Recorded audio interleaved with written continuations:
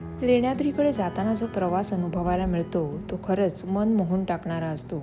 रस्त्याच्या दोन्ही बाजूला पसरलेली काळी सुपीक माती, त्यावर डोलणारी हिरवीगार शेतं आणि मोकळा रस्ता, या सगळ्या निसर्गरम्य प्रवासात थकवा तर दूरच, उलट मन अधिक ताजं होत जातं. आणि मग जर दुपारचं जेवणही अगदी गावाकडच्या चवीचं मिळालं तर काय विचारता.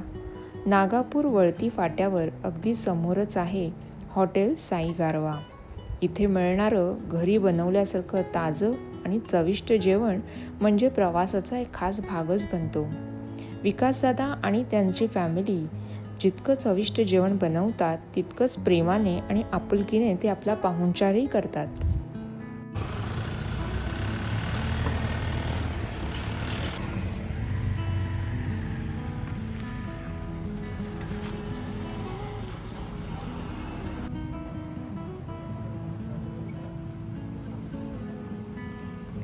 मंडळी, आता आपण आहोत नागापूर वळती फाटा. आत्ताच आपण चिंतामणी थेऊर इथून निघालो, चिंतामणी बाप्पाचं दर्शन केलं आणि आता आपण चाललोय लेण्याद्रीकडे. तर या नागापूर फाट्यावरती आहे साई गारवा हे हॉटेल. इथे खास मिळते मटकी भेळ आणि मटकी मिसळ. आपण टिपिकल पिठलं भाकरी खाण्यासाठी खास इकडे आलेलो आहोत. आता जाऊया आणि मस्त एन्जॉय करूया. चला.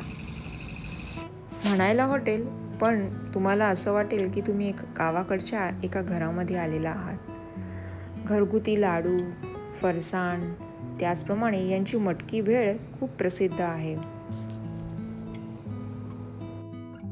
पिठलं भाकरी सांगितलेली, बाजरीची भाकरी आहे, हे पिठलं आहे. बाजरीची भाकरी अतिशय गरम आहे आणि त्यांच्या घरची बाजरी आहे ही. त्याबरोबर त्यांनी हे पण आम्हाला दिलं आहे, कांदा, काकडी आणि मस्त मिरच्या फ्राय करून, लोणचं, पापड.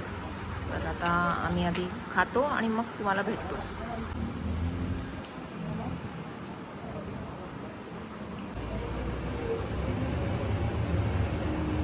टिपिकल देशावरचं जेवण आणि भाकरीची साईज बघा.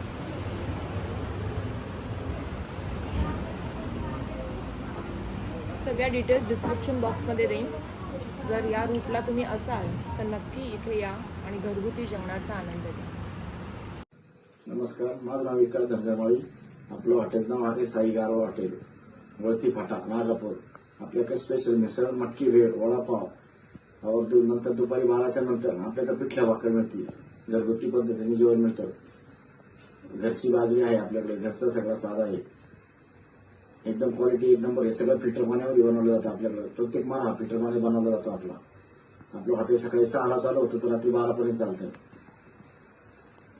आणि कधी नंबर वरती तुम्ही दिलेल्या नंबरवर कॉल करून कधी फोन करा, एनी टाइम, कधी रात्री 12 कधी फोन करा. कधी नक्की या पट्ट्यात कधी असाल दादांना कॉल करायचा आणि खास करून पिठलं भाकर खाण्यासाठी इकडे जरूर या.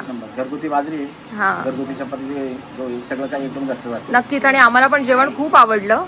या पट्ट्यामध्ये आम्ही पहिल्यांदा आलोय. कोकणातले आम्ही इथे या साईडला आलो होतो बाप्पाचं दर्शनासाठी आणि आम्हाला खास पिठलं भाकर आणि दादांनी खरोखरच इतकं त्यांच्या घरची जी बाजरी होती त्याच्या पिठाची आम्हाला भाकरी आणि मस्त पिठलं करून दिलेलं आहे, घरच्यासारखं. धन्यवाद दादा, आणि पुढच्याला आम्ही नक्की येऊ. धन्यवाद.